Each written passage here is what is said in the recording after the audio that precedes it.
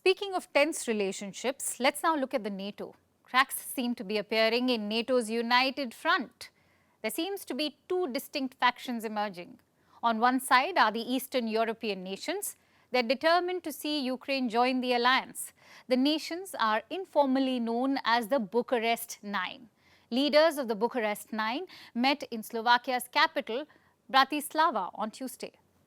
They were joined by NATO Secretary General Jens Stoltenberg.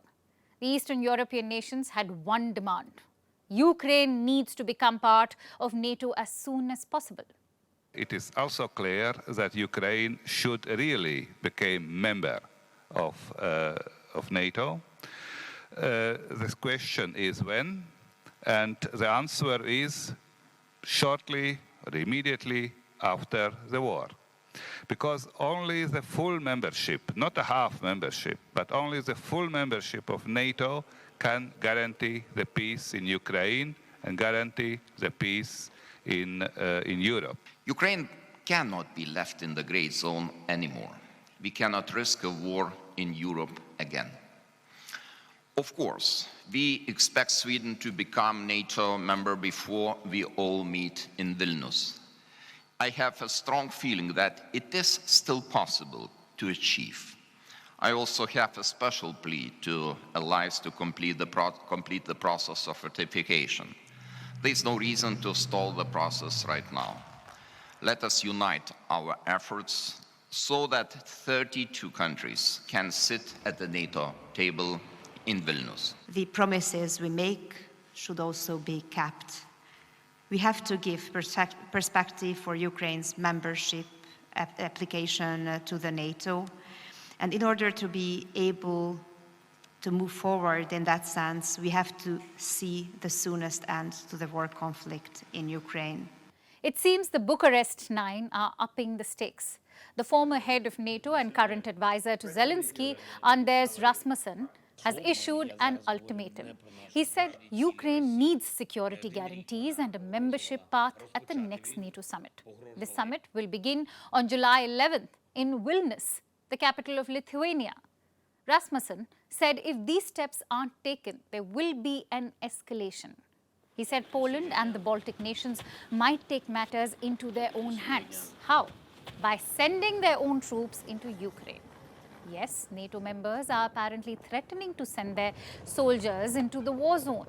It would mark a huge escalation and risk direct involvement of NATO troops in Ukraine.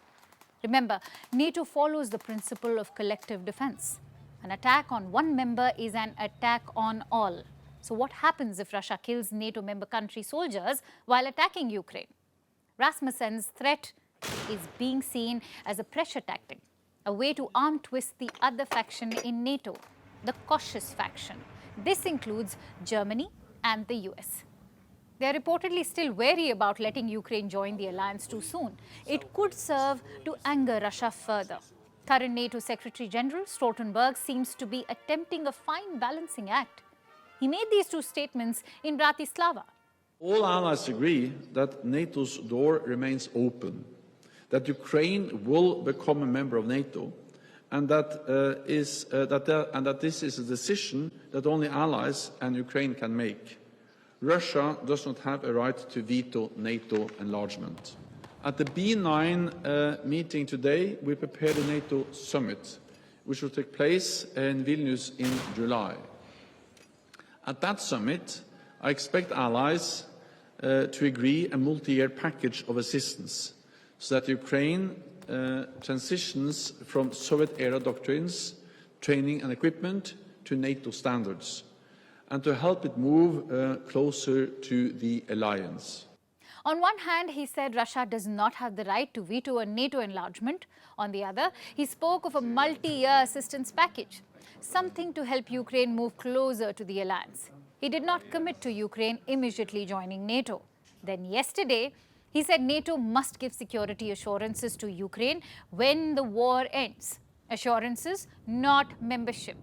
He also reiterated that NATO will provide full-fledged security guarantees to full members only. It's this kind of cautious approach that's making the Eastern European nations angry. It threatens to divide NATO. The US seems to have noticed the tense situation. The President will welcome Jens Stoltenberg, Secretary General of the North Atlantic Treaty Organization, also known as NATO, to the White House on Monday, June 12th, to discuss the upcoming NATO summit that's going to be occurring in Lithuania. President Biden and Secretary General Stoltenberg will review preparations for the summit, including the work to further strengthen allied deterrence and defense, build on the 2014 Wales Summit Defense Investment Pledge, and deepen NATO's partnership. They will also discuss ally support for Ukraine in the face of Russia's brutal war of aggression. So will Washington give in to Eastern Europe's pressure, or will it stick with a cautious approach? We'll bring you more on this story as it develops.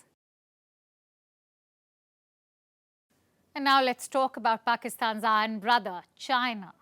It is making more provocative moves. In recent days, we have witnessed two close calls. First, a Chinese fighter flew dangerously close to a US spy plane. Then two warships almost collided. Again, this confrontation was with an American warship. And today, China dispatched its jets again. This time, the target was Taiwan. 37 Chinese planes flew into the island's air defense zone. What's an air defense zone? It is like a border in the skies. If any plane enters this area, then they need to identify them. Otherwise, the plane would be seen as hostile. Today, China sent 37 military planes into this area. What kind of planes were these? The J-11 and J-16 fighters and nuclear-capable H-6 bombers. All these planes can't just be going to say hello. They are trying to threaten Taiwan. Taipei responded in kind. It activated its defense systems and sent its own aircraft and ships to track China's warplanes. These moves are not new. The Chinese military often undertakes such flights. These are pressure tactics. They're designed to remind Taipei how quickly the PLA can reach the island. This is China's way of keeping the threat of an invasion alive.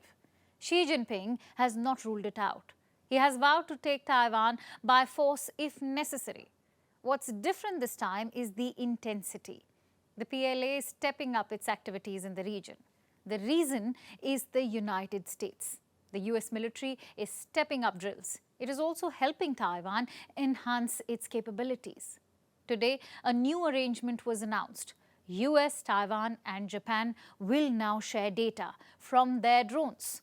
The data will be shared in real time from the naval reconnaissance drones of the three parties. What is the purpose of this arrangement? To keep an eye on Chinese activities in these waters. US has roped in its allies to strengthen Taiwan's defenses. So in the event of any Chinese attack, US and Japan will be able to coordinate their actions. They'll be able to collect intelligence and inform Taipei about the PLA's movements. Soon, Taiwan will be receiving 4 new drones. They are MQ-9B Sea Guardian drones. They'll be delivered to Taipei by 2025. So what kind of capabilities does it have? It can track, find and target enemy ships and radars. Washington feels the need to bolster its defenses now. It believes China is increasingly getting aggressive in the region. Sadly, Ed, these are part and parcel of an increasing level of aggressiveness by the PLA, the PRC's military, particularly in the area of the Taiwan Straits and in the South China Sea. The air intercept was over the South China Sea, and the maritime intercept that you talk about was in the Straits.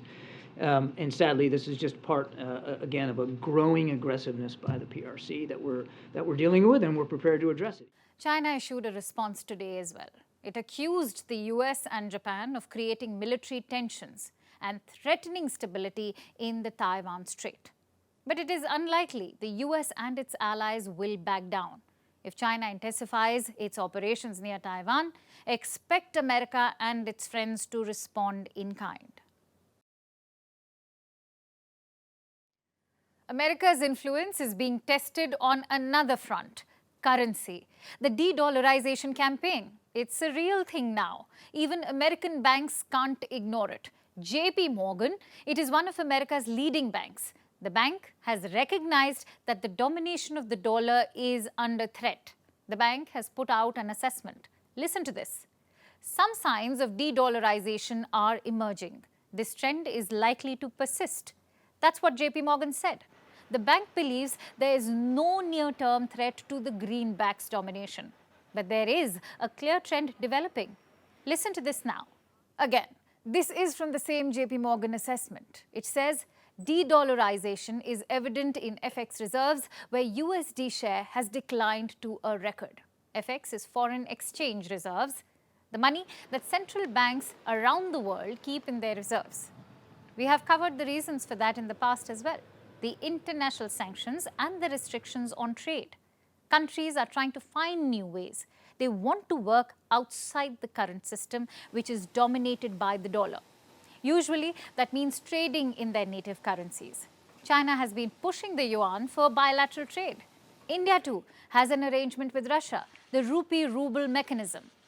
India and Russia are using their own currencies to make payments. Instead of the dollar or the euro, alternative currencies are just one aspect of this trend. Central banks are stocking up on gold too. 2022 was a record year for gold purchases.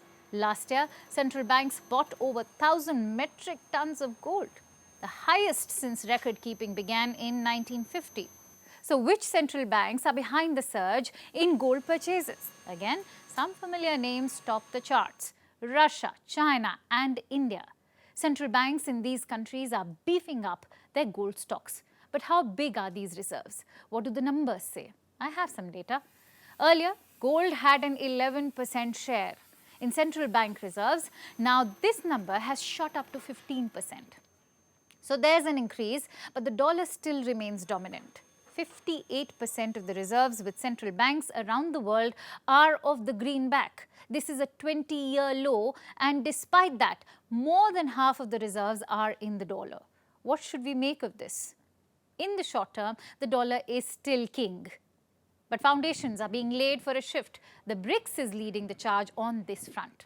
BRICS is an alliance of nations, and I'm talking about Brazil, Russia, India, China, and South Africa.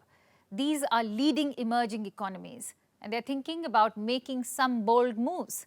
Recently, their foreign ministers met. They discussed the idea of a shared currency. The proposal was first floated by Russia. This happened during last year's BRICS summit. Now, the BRICS has sought some guidance. We had one of the senior executives of the new development bank briefing our meeting on work that the bank has been doing, looking at the potential use of alternative currencies to the current internationally traded currencies, and looking at how we strengthen the arm of the BRICS Development Bank, and also ensure that we do not become victim to sanctions. So serious deliberations are underway, but a shared currency is not an easy idea to execute. There's a need for direction and a roadmap. The specifics could be spelled out later this year, when leaders of BRICS nations meet in August for a summit. South Africa is playing host. We'll be tracking the developments for you. Donald Trump is an ambitious man.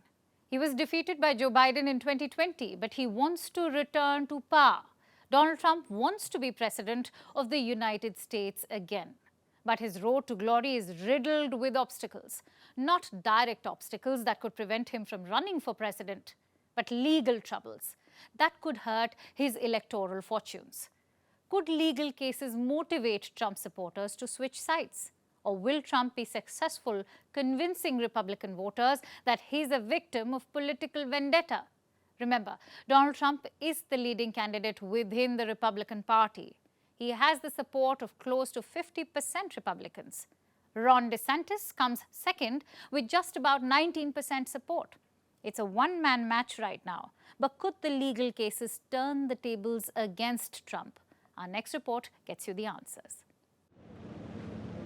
Can a criminal become the president of the United States of America? Surprisingly, yes. As per the law, there's no stopping a convicted person from running for the White House. So if Donald Trump were to be jailed in any of the criminal cases going on against him, he could still become president. But this story is not about him becoming president after being convicted of crimes. It's about Trump's growing legal troubles. And there's no doubt, Trump's mountain of legal challenges is only getting bigger. Here's the latest one. United States prosecutors have informed Trump's lawyers that he is the target of a probe. Which probe? The one looking into the saga of classified documents being found at Trump's Florida residence. Among all the legal battles that Trump finds himself in, the one relating to the classified documents is the most severe. Expectedly, Trump didn't like the news, so he did what he knows best. He took to his social media platform to vent. Here's what he said on Truth Social. "No one has told me I'm being indicted, and I shouldn't be because I've done nothing wrong." Reports say the special counsel investigating Trump could announce possible criminal charges in the coming days or weeks. This is standard practice. The Justice Department generally informs all of its targets that they are being looked into. This gives them a chance to prepare the defense. Also, this doesn't necessarily mean that Trump will be charged, but the odds certainly seem stacked against him. The Justice Department is apparently in possession of an audio recording, because Trump can allegedly be heard acknowledging that he kept a classified Pentagon document. A document which talks about a potential attack on Iran. There's more. Last year, the FBI seized some 11,000 documents from Trump's residence, Mar-a-Lago. About 100 of these documents were termed classified, and some were even labeled top secret. So now Trump is in a precarious situation. He could face a host of charges, including obstruction of justice and perhaps even under the stringent Espionage Act. And the former president isn't helping his case with his remarks. In a recent CNN town hall, Trump declared, "I took the documents, I'm allowed to, I have the absolute right to do whatever I want with them." Apart from the battle over documents, Trump faces a number of other criminal investigations. These relate to Trump's attempts to overturn the 2020 election results, his role in the storming of the Capitol on January 6, 2021, and also his attempt to overturn Joe Biden's election victory in the state of Georgia. Trump has already made history in U.S. courts, but not the way he would have liked. In April, he became the first former president to face criminal charges. A Manhattan district attorney charged Donald Trump with 34 counts of felony. These relate to him falsifying business records. Trump allegedly made hush money payments to a porn star to buy her silence. Safely and peacefully. All of this might make you think Donald Trump can't win the US presidency again. But let's not jump to conclusions just yet.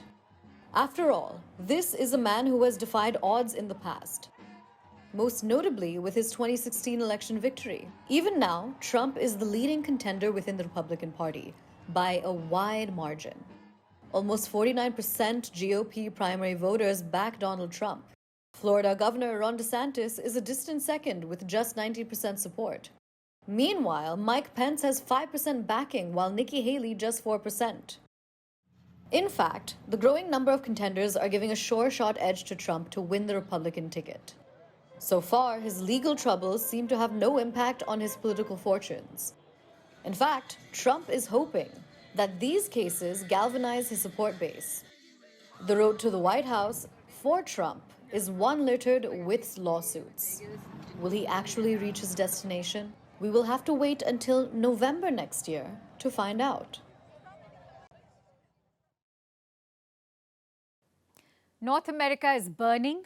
Millions of acres of land in Canada has been reduced to ashes. Canada is struggling to control wildfires that have now spread across the country.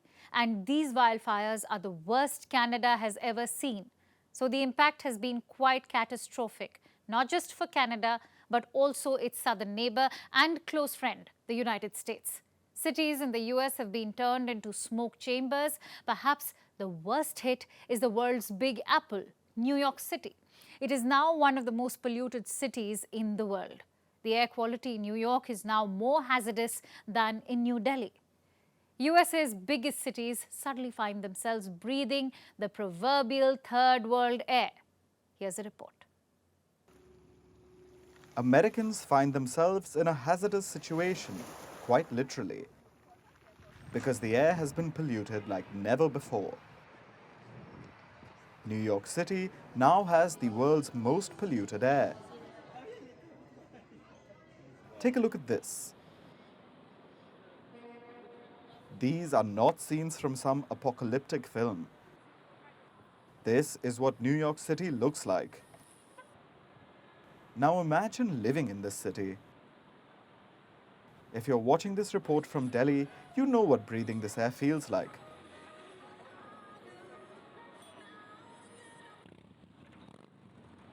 But at least the air in Delhi doesn't turn orange.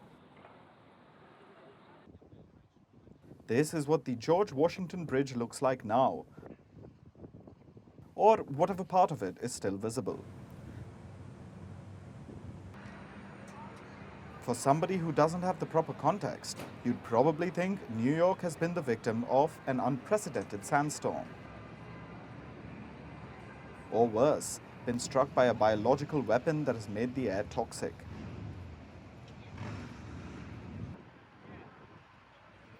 Now, while New York and many other American cities do look like apocalyptic ghost towns, life must go on. With all necessary precautions, of course. I've been advising people where possible, stay inside. Even though the air outside will ultimately find its way inside, the levels will be reduced. Also, this is not the time to be playing tennis or jogging or getting ready for a marathon. Go easy on your lungs. Don't do anything that requires deep, heavy breathing. Maybe better to walk versus bicycle if you can, just to keep things light. Go easy on your lungs. That's the message from authorities. Just to give you an idea of how things spiraled out of control in a matter of days, on June 3rd, the air quality index of New York was 15. Now it's hovering anywhere between 350 to 500. And that's over 56 times higher than the World Health Organization's safety limit. You'd think we're singling New York out, but this is not the case. After all, smoke coming out of Canada is hovering over northeastern US and the Midwest. Places like Wisconsin, Syracuse, and Minnesota haven't been spared either. Let's talk about Canada for a bit. The situation in this North American country is dire. Canada is battling its severest wildfire season on record. Over 8.2 million acres of land have already been burned. At this very moment, there are about 400 active wildfires still raging in Canada. And more than a half of them have been declared out of control. Over 12,700 square miles of forest and land has been destroyed. It's the sheer scale of the crisis in Canada that's sending ripple waves across the American continent. Smoke emanating from wildfires can be very toxic. This is due to the presence of particles called PM 2.5. Any particles with a diameter of less than 2.5 micrometers fits this category. Do you know why these particles are dangerous? Because they're able to get past our natural defenses. These are small enough to enter our lungs from where they can start flowing in the bloodstream. These particles can cause irritation in the eyes, nose, throat, and lungs. But they can also trigger more severe conditions like asthma attacks. Breathing such air can have a number of detrimental effects. But Americans can breathe easy knowing that this is a temporary situation and not an all-year-round phenomenon. The same can't be said for many Asian cities. Now let's shift focus to Pakistan. It seems Pakistani politics is set to welcome a new player, the Istehkam-e-Pakistan party. It was announced amid some fanfare. Who are the members of this new party? Mostly former Prime Minister Imran Khan's one-time loyalists.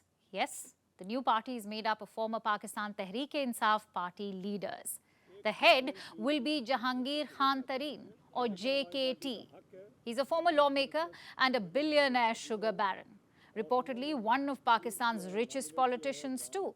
He's also a man Imran Khan had personally appointed as PTI Secretary General. A lot of other former PTI leaders were present during the party's announcement. Fawad Chaudhry, Ali Zaidi, Mahmood Maulvi and more were present for the celebration. These are people who had defected from the PTI after May 9. That's when violence had erupted across Pakistan. It followed Imran Khan's arrest. The violence eventually spread to military buildings. And after that, one by one, the PTI leaders started jumping ship. They resigned, saying they respected and stood with the Pakistani army.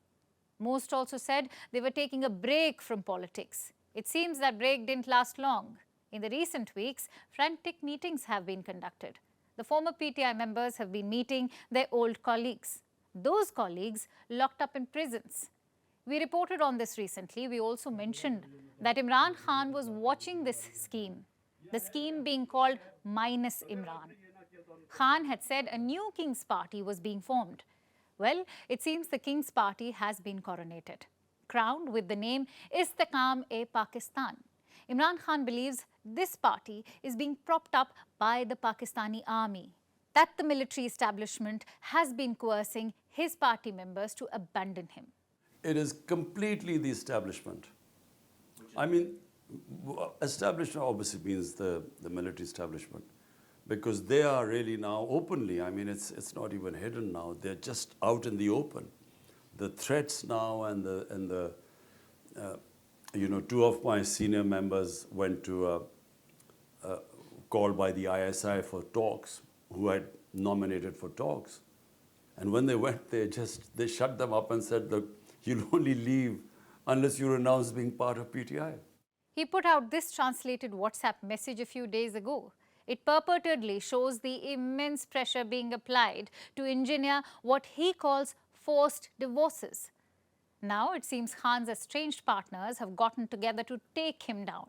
But Khan won't be surprised. After all, the new party was expected. It's a tried and tested gambit in Pakistani politics. For now, Khan has secured bail in the case for 14 days.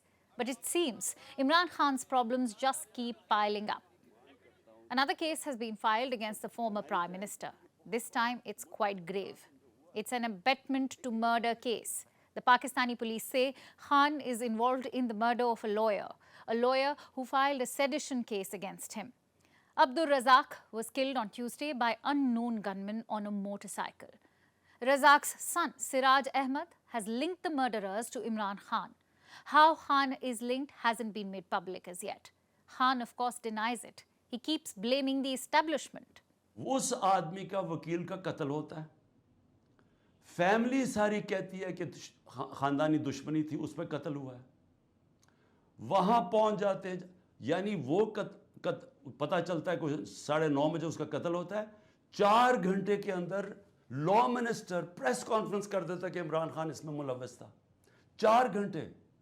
कभी सोचे कि कोई कत्ल हुआ है, कोई investigation होती है, कोई पता चलता है, वो 4 घंटे में कहता है इमरान खान इसके अंदर मुलव्वस है। और उसके बाद क्या होता है? उसके बाद आईजी उठाता है उसके बेटे को, रात तक आईजी उसको अपने पास रखता है, और उससे फिर एक और स्टेटमेंट आ जाती है कि जी ये इमरान खान ने कत्ल करवाया मेरे बाप को। Officials say Khan could face formal charges if and when the murder case goes to trial. The charges would become part of a very long list. And now it's time for Vantage shots, images that tell the story. India has successfully tested a new generation ballistic missile. It's called Agni Prime. Meanwhile, wildfires in Canada are severely impacting parts of the United States.